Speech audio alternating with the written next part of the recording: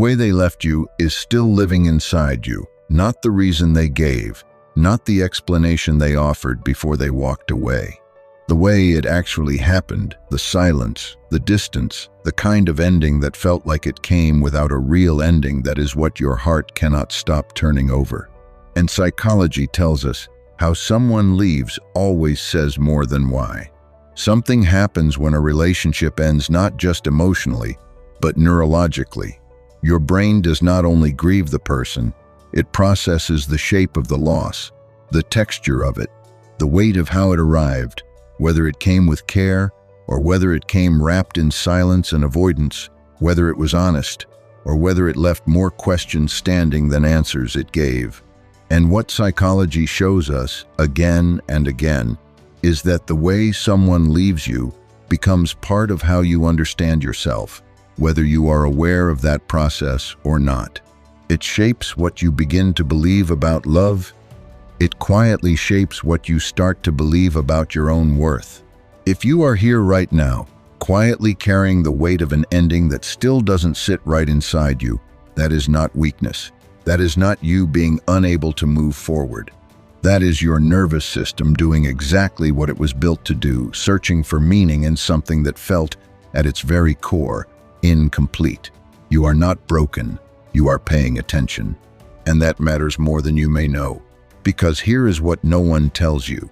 The reason someone gives for leaving is almost never the full truth. It cannot be. People leave for feelings they cannot name, for fears they have never truly faced, for wounds and patterns that were never yours to carry or to heal. The reason is what they hand you at the surface. The way they leave is what lives beneath it. Think about how it happened for you. Was it a slow, fading messages becoming shorter, their energy becoming thinner, their presence dimming the way a light turns down so gradually that you almost didn't notice until the room was already dark? Or did it arrive suddenly, a door closing fast, no real conversation, just a decision that was made somewhere private without you present in it? Or maybe it was something in between. Words were spoken, but they didn't match the tone in which they were delivered. Cold, careful, already leaving before the actual goodbye. Each of those experiences leaves a different mark inside you, and psychology helps us understand exactly why.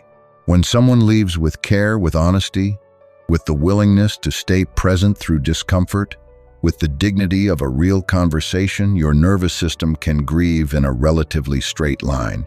It hurts deeply, but it is a clean kind of hurt. Your mind has what it needs to begin making sense of what happened, and slowly, with time, it can begin to release. But when someone leaves without that care, in silence, in avoidance, in half-truths, or sudden disappearances, or a version of events that doesn't match what you actually lived, your nervous system cannot grieve in that same direct way. Instead, it circles, it replays, it returns to the same questions on a loop, because it never received what it needed to stop asking them. This is not a flaw in who you are. This is neuroscience. Your mind is doing exactly what minds do when they are handed an incomplete story. It keeps searching for the missing page, the one that finally resolves it. Think about what it feels like to not receive a real goodbye, to be left in the silence of unanswered messages, of plans that were quietly dropped, of someone who simply stopped showing up without the grace of an explanation, without the decency of a real ending. Psychology has found that this kind of loss activates the same neurological regions as physical pain. Your body literally registers it as something real and wounding. This is not you being too sensitive. This is not you being unable to let go. This is your nervous system telling you that something was taken without being properly released. And that distinction matters, because you did not lose this person. They removed themselves, and those are two very different things. And there is something even deeper happening beneath all of this. The way someone leaves you is a direct expression of how much they were able to hold your reality in that moment. A person who disappears into silence is not silent because you didn't matter to them. They are silent because they could not face what they were doing. Avoidance is never a statement about your worth. It is always only a reflection of their capacity of how much emotional weight they could carry before they had to set it down and walk away without looking back. A person who leaves with sharpness, with blame, with cruelty, with a version of you that doesn't resemble who you actually are, is not doing that because you deserved it. They are doing it because cruelty is what some people reach for when they feel cornered by their own guilt. When a person cannot hold the weight of their own choices, they turn that weight outward. They make you the problem in a story you never wrote. And somewhere along the way, you may have absorbed that version. You may have begun to wonder if maybe they had a point, if you were too much, if you were somehow the reason the whole thing fell apart. You were not the reason. There is also something worth naming about what the timing of their leaving tells you. A person who leaves when things become difficult, when vulnerability is required, when the relationship demands emotional investment, is showing you the edges of their willingness to grow. A person who leaves when you need them most is showing you, with quiet clarity, the ceiling of their capacity for real intimacy. And real intimacy is not always comfortable. It requires someone willing to stay inside discomfort, willing to choose the relationship even when choosing it is not easy. The fact that they left is not proof that you were asking for too much. It is proof that they were not yet ready to offer what real love demands. The way they left you revealed their emotional ceiling, the height to which they could rise when something real was being asked of them. It showed whether they could sit inside their own discomfort, whether they could honor what existed between you while letting it go, whether they had the courage to remain present in the ending, the way they had perhaps been present in the beginning. Some people carry that capacity, and some people simply do not. That difference is not your failing. It was always, only, theirs. What you carry right now, the confusion, the replaying, the quiet weight of questions that never found their answers, is not evidence that something is wrong with you. It is evidence that you were fully present in that relationship, that you brought something real, that you loved with enough depth for the ending to leave a mark. People who feel nothing do not grieve like this. Depth feels this. Sensitivity feels this. And there is nothing wrong with you for feeling it so completely. Right now, at this very moment, your heart is trying to reconcile two things: the person you believed they were, and the way they chose to leave. Because those two things don't match.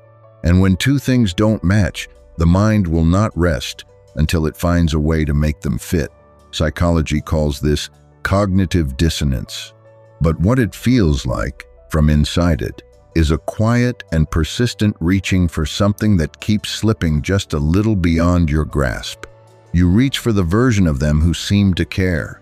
You build a story that tries to make the ending logical. You search for the one explanation that would let everything finally rest. And maybe you found an explanation. But the feeling underneath it, the sense that something was left unfinished, unsaid, unacknowledged, that does not dissolve simply because a reason exists. Because what your soul needed was not an explanation. It needed acknowledgement. Someone willing to say, what we shared was real. And the way I am leaving honors that. Not everyone is capable of giving you that. And the fact that they weren't, the fact that they left the way they did, says nothing about the value of what you gave. It speaks only to the limits of who they were in that moment. And here is what you need to hear right now. The way they left you was never a verdict on your worth. It was not a judgment handed down about whether you deserve love. It was not confirmation that you are too much, or not enough, or somehow difficult to stay with. You were never the problem. Loving deeply was never your mistake. You deserve someone who, even in an ending, treats what you shared with tenderness. You deserve the conversation that needed to happen, the real one, the honest one, the one that sees you as a full human being rather than a situation to be escaped. You deserve a goodbye that doesn't leave you questioning your own reality for months or years afterward. You deserve presence not only in the beautiful beginning, when everything is easy and full of possibility, but in the harder moments too, in the moments that require more than words. Your worth is not measured by how they left. Your worth existed before they arrived, and it remains unchanged, undiminished, now that they are gone. The way a person behaves in their leaving is entirely about what they carry inside themselves. And what they carry was never yours to fix, to solve, or to have somehow prevented. What you are feeling right now is real. The ache is real. The longing for it to have gone differently, that is one of the most human things a person can feel. And feeling it this deeply does not make you fragile. It makes you someone who knows how to love. That is not a wound. That is something rare, something worth protecting in yourself. If something in this video touched something real in you, if it named what you have been quietly carrying, let that feeling stay for just a moment. Hit that like button and become part of the Psychology Wisdom family. Subscribe so the next insight finds you before you even knew you were searching for it. You deserve to feel understood, and you do not have to carry any of this alone.